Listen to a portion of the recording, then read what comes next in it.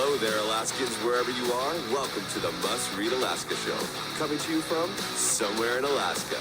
This is the place where we talk about, you guessed it, Alaska. Where we keep the mainstream media on their toes and where we are standing up for what's right in a world run by leftists. You can find out more by heading over to mustreadalaska.com and also checking out the Must Read Alaska YouTube channel for some really great content. But first, let's get this party started. Awesome. Well, thanks everybody for coming and tuning into the Must Read Alaska show. I'm your host, John Quick, coming to you live from somewhere in Alaska.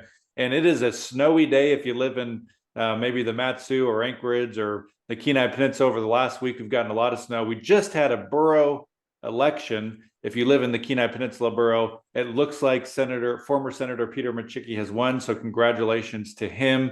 He has defeated Linda Hutchings, she's ran, I don't know, 4 times for borough mayor and has lost each time. And so Peter Micciche, I think, is going to squeak away with 50% plus 1. We'll know when the absentee ballots have been counted, but it looks good as of now. So congratulations to Senator Micciche. But without further ado, we have a very special guest, the mayor of the Mat-Su borough, Mayor Edna DeVries. She has been City of Palmer council member, a City of Palmer mayor for over 5 years. She is the former Mat-Su borough assembly member, former Mat-Su borough mayor, former Alaska state senator, and she has now come back and is the Mat-Su borough mayor once more. So without further ado, welcome to the Must Read Alaska show, Mayor. Well, thank you for asking me to come. It's always a joy to talk to you and to tell people what great things are going on in the Mat-Su borough. Well, I'm very excited to chat with you, and I really appreciate you coming on. Our watchers, our viewers, our readers really enjoy you and what you're doing in the Mat-Su borough. So tell us a little bit about maybe last year, what some of the exciting things that you were able to accomplish or get started last year. I think, oftentimes when we have government jobs, we sometimes live in our bubble and don't realize that people haven't heard about all the cool things that are going on. So what are some of those things last year that you were excited that you either started or got accomplished? Well, first, maybe I'll tell you about what happened after about 6 weeks into office. We had a windstorm in the valley that was unbelievable force. Some people were without electricity for a week. And so we had some challenges. We had to declare an emergency right off the bat. So I guess I came in with a bang. I don't necessarily want to claim that. And then we had some snowstorms and stuff. But we have a really great team administratively and on the assembly in the Mat-Su borough. And so my coming in, is really pretty easy because the assembly and the administration for the borough closely aligned with my views and my policies. And the one thing I think I tried to do, and which I do is I have a couple of blogs almost every other week, because one blog is a pre-assembly meeting blog, and then the other blog is after the assembly meeting, just trying to create more involvement in our government and trying to be sure that we get away from, well, I don't know what they're doing over there, that and so both of those blogs are not very political. They're more just in facts. Okay, the assembly met, they did this, the assembly's going to meet, and they're going to consider these kind of things. So those are the kinds of things that we're trying to do, and I think we are accomplishing some of those things. One of the other things is the mayor in the Mat-Su borough is a person that appoints and selects people for boards and commissions, and then the assembly confirms those appointments. And including our fire service areas and our road service areas, we have 53 different boards and commissions. Wow. And they range from planning to agriculture to animals to historical preservation, of course, road service areas for outside of the cities, fire service areas throughout the borough, the library board. Of course, I don't know, it's not a hot topic here in the valley right now, but it might be sometime So if soon. somebody was So, interested in possibly serving on one of those boards, did they just find that information on your website? Where do they go to? on the borough website, at the very top, where it says government, and then over to the right, about 3/4 of the way over, it will list some of the boards, and then it'll have the click down for all boards. And so they can click on there. They can see what all the boards and commissions that the borough has. There are two selections there. One is for the directory of the people that are currently serving, and the other one is for details. So in the details, it will tell, okay, this board is required by code to meet every month, or 4 times a year, something like that. And also on that drop down is what we call a vacancy report. So that will show which ones of the boards and commissions we're still lacking. And it'll say 5 members, 1 vacancy. So people can then click on that. Of course, they can, then there's an application, they can fill that out. It will go to the clerk's office, or, they can give me a call or send me an email. On my office phone automatically rings on my cell phone. I have it forwarded all the time. So, it's pretty easy to get a hold of me, and I can talk to you about some of those things. So we've been busy just trying to get people that maybe have been too much of a armchair quarterback regarding government in the Matsu Borough in the past, and getting them involved so they can see that, okay, changing this or that isn't something that somebody just snaps their fingers. We try to get as much public input as we possibly can. And of course, all of our meetings are agenda-wise, publicized. We have a very active website. We have a Facebook page for the borough.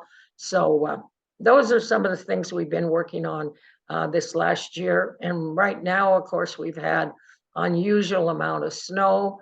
So we're discovering where some of our weak links are outside of the 3 cities, which is a city of Houston, city of Wasilla, and city of Palmer. We have what we call road service areas. Now, the borough does not do the actual plowing of the streets and the plowing of those roads, but we have contractors that have bid on certain sections. And so we have several road service areas. And so we're finding some weaknesses, maybe in our contract, maybe in the enforcement of the contract. And we're finding out also that we have, I think, unusual number, and which we're happy about, of elderly and disabled people trying to stay in their homes longer, so they, so that they have just a better lifestyle. But then when, we get 2 feet of snow and their driveway plugs up, that's, not a very pleasant experience for them. So we're finding out that we're working with the health of the Matsu family, or I'm sorry, excuse me, Matsu Health Foundation. They have a Connect Matsu, and so they have services available. They've even assisted in helping some of our senior citizens and disabled people to be able to have funds to be able to get their driveways plowed and stuff. So, as always in government, when you do have some challenges, you find out the weaknesses. Yep. And also you find out the things that you're doing good. And so, as you know, the emphasis is trying to be sure we have less finding out things that we're challenged with and we're not doing good, and more on, well, okay, all right, well, we made that through, and so, but. Well, one of the things I wanted to give you a kudos on, which if people are listening to this episode and you are an elected official, whether you're city council or assembly or state senator or House of Representatives, state house, or if you know somebody who's an elected official, you need to copy the mayor's formula for communication, because she is one of the only elected officials in the state of Alaska who is really using Facebook Live as a communication tool. I just went back and looked at your videos, Mayor, for your official borough page, and like literally every week you're giving a Facebook Live update. And I just think that that is so beneficial. A lot of public officials and elected officials talk about using Facebook, and they want to use Facebook and they use it once or twice. You guys are using it week in and week out to give just the everyday folks who are on their phones, whether we like it or not, they're always on Facebook. You're meeting them where they're at and giving them an update, as opposed to what I think what most Alaskans are used to their public officials making them do is show up to a borough building or show up to a city hall building or show up to the state capitol, which you and I both know just people don't have time for that. They got their stay-at-home dads or their soccer moms, and they got 2 jobs and they got 3 jobs, and they're running around with sports. And so kudos to you for utilizing Facebook Live. I really, really hope that folks listening here, if you are an elected official, just go look at what the mayor does and copy it. So awesome work, Mayor. My next question to you is this: you just recently did a trip to Juneau. Tell me about the trip. Was it fruitful? What are some of the things that that you went there, hoping to talk to folks about? Give us the rundown on your trip. Thank you. Yeah, I do think that the borough now does have a lobbyist, and so we met with him. He had set up some meetings for us, and because of my history in the Capitol, there were people outside of our delegation. And as you know, in the Mat-Su borough, we have 6 House members and 3 senators. So just meeting with all of them. But just to remind them, we did have a meeting with all of them the first part of January before they went down. We presented our capital requests and a couple of just laws that we were looking at that we thought probably could be critiqued, that would be better assisting us in our development in the Mat-Su borough. So we met with them, and then our lobbyist has been the former Speaker of the House, and so he has many years of experience there. And so I reconnected with some people that I had served with over the years. And so I think it was fruitful. The other thing is, one of the things when I was in the Senate before that we had started was a prayer meeting in the Capitol. And we were able to attend that also on Thursday morning. And so that was a real blessing to be able to do that. And without betraying any confidence, I will tell you that I think your listeners would be surprised at the mix that was there. And that certainly made my heart feel good because it's a place where politics are left at the door.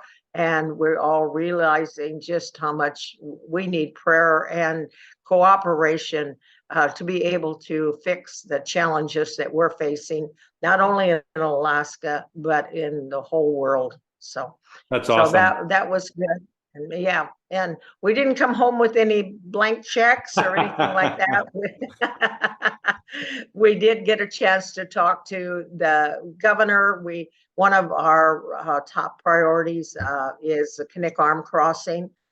I know that project has been dormant and maybe even mothballed almost to the point in the last few years. But right now, with only one way in and one way out from Anchorage to the valley and to the, quote, almost to the rest of the part, not sliding the Kenai area now, but almost to the rest of the part of of Alaska, Fairbanks and et cetera. And numerous times over this last year, as well as over the last few years, that road has been in part either by accidents or bridges, somebody hitting the abutment of the bridge, et cetera. And so just for a number of reasons, we feel like it's time to look at that. So we're looking at that, and we're generating some support.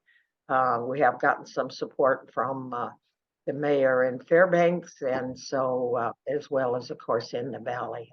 Nice. So we were able to chat with the governor about that, and that was very worthwhile. So I don't feel that it's my place or needful for me to be there very much.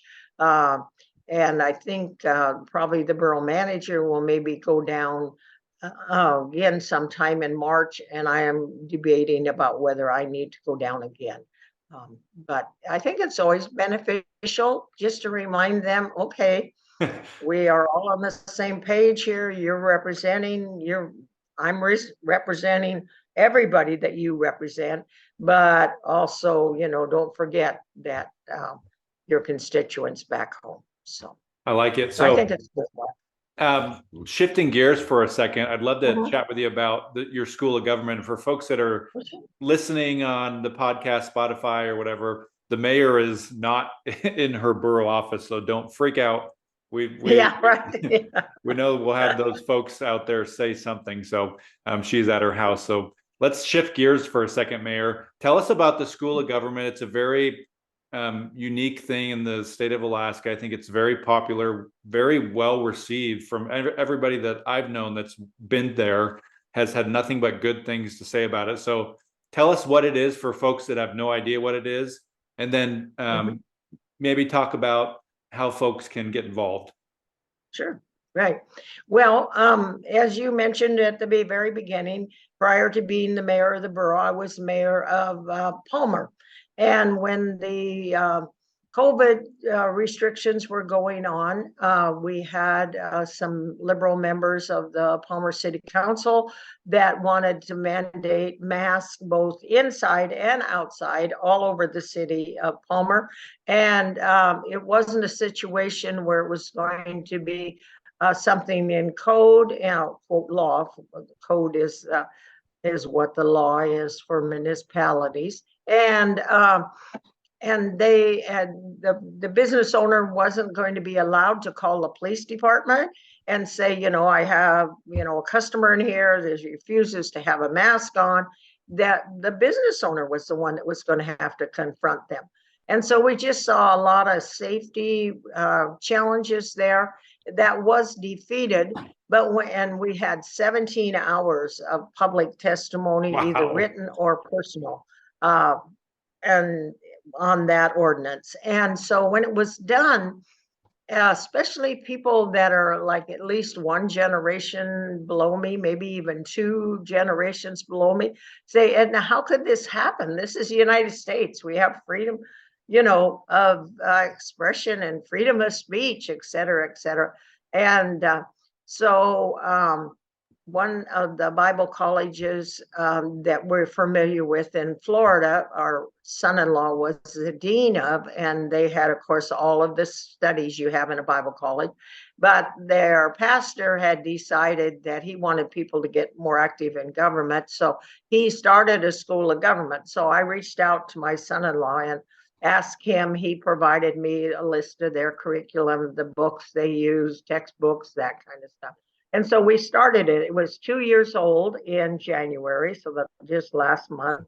And thank you. And we do texting service. That's the way we get the information out. We do have a School of Government Facebook page where we do the recordings, the live recordings of what we had. Just this last Monday night, we had Kelly Shabaka come and talk about preserving democracy. This is a new organization that she's working on, educating people, not only, I think, in the state of Alaska, but all over the United States, because so many of the states are being challenged with ranked choice voting. Either people trying to get it on their ballot or trying to get some of the cities too. So we had heard there, somebody counted, they said they thought there was a little bit over 100 people. I suppose we'll have, a couple hundred, maybe even 300 or 400 that will view it live or not necessarily live, sorry about that, would be viewing it either live or viewing it later. Yep. And so it's been very, I think, very well accepted. We've had 2 classes on the United States Constitution. We've had 2 classes on the state constitution. We've had a class on how do I run for office? How do I get involved? How do I put my toe in the water when I don't want to jump in and be overwhelmed and run for office? But and again, that fits into the boards and commissions. That's an opportunity. Right now, our local electric company has their elections open. Our state fair, which probably many of your viewers and listeners attend, there's some openings there on the state board. So there's a lot of opportunities to get involved in the community, and that's basically our motto for the School of Government is to take and get people involved, educated first, involved, and then motivated. So you can be educated, but if you're not involved or you're not motivated to do something, whether it's write a letter, attend a fundraiser, write a check for somebody, or even run for office for yourself. And so, as many of your listeners know, we do have an outstanding school board, even though they are facing some challenges right now with the bus situation. But several of them came up. So we have some people both on the city of Palmer and the city of Wasilla that attended the School of Government, and hopefully it was a small part in getting them involved. So that's pretty much what the School of Government is. We open with the prayer, and we open with the pledge, and then we have our speaker, we have announcements from people, and we close with prayer. And there's no fees, there's no textbooks. We do, of course, we can recommend books for people if they're thinking about, getting involved in some, other way, like running for office and things, campaign material and stuff like that. So, so for somebody out there that's trying to find a way to get involved, that's maybe felt like they don't have their own tribe, or they're on an island by themselves, or they don't know how to get involved, this would be a great step for somebody to get involved, right, and to learn how to get involved in a positive, effective way. Yes. Right.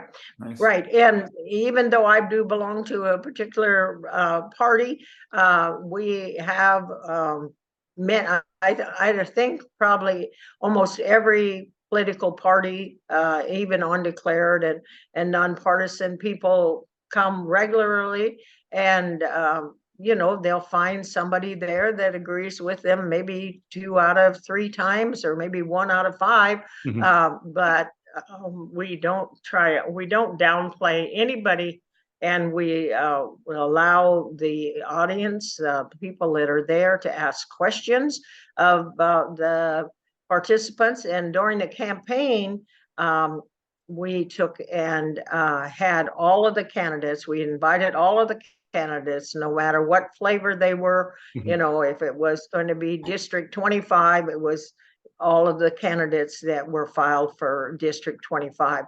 And then we just allow, the only thing I ask people to be is respectful. So if they're going to try to do a gotcha question, try to reword it so they're getting information, and they're not trying to quote get somebody and try to play one-upmanship. But outside of that, we don't have many rules regarding just and it's we do have a section. It hasn't been since Christmas as active as it was prior to that for homeschoolers.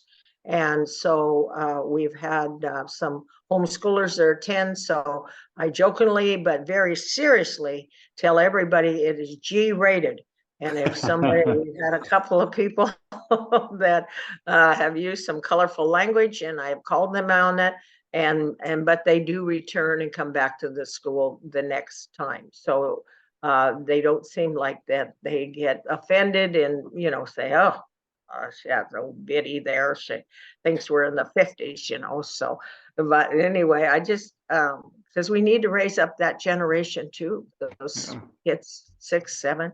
And that's one other thing that we do on the borough level. And I don't know if the other boroughs or not.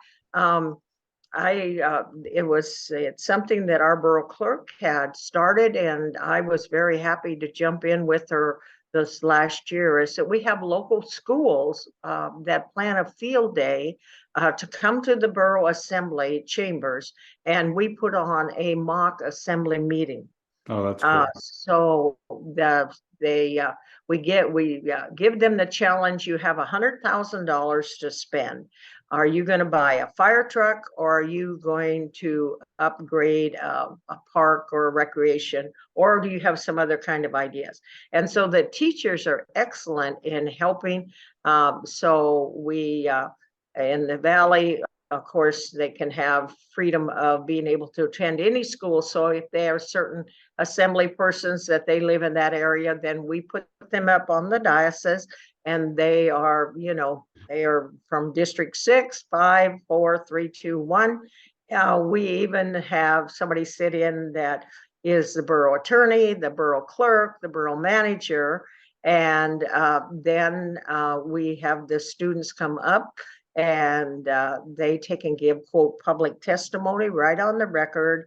It's not recorded, but, stand in front of the mic and say, okay, well, I think we need to spend it on the fire truck because, we don't want anybody to die in a fire, and et cetera, like that.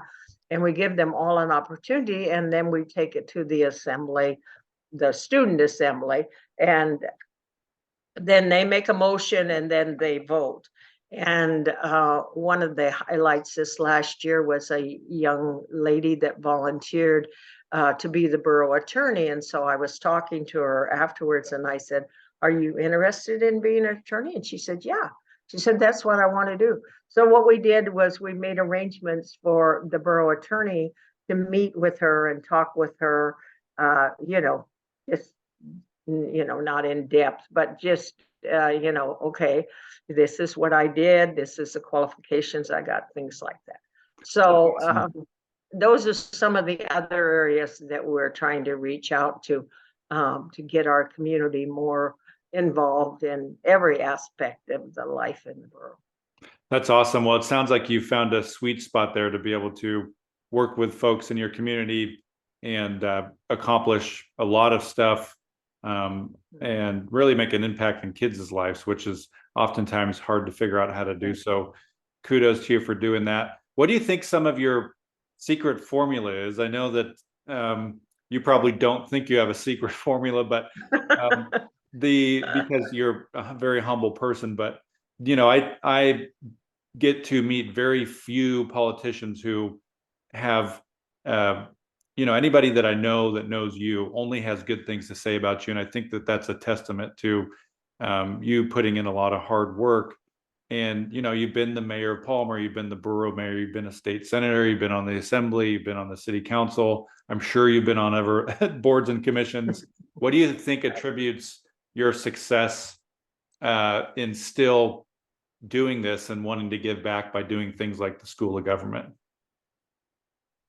Well, I have a very strong belief in the God, and I believe in the power of prayer. And the thing that I try to encourage people to is to keep things to the issue. So you and I may disagree regarding, whether the yellow line down the highway should be yellow or should it be chartreuse, right? And we could probably have a debate about that or something, similar to that, that's not life and safety issues. But then, tomorrow we may be, working diligently together on something else.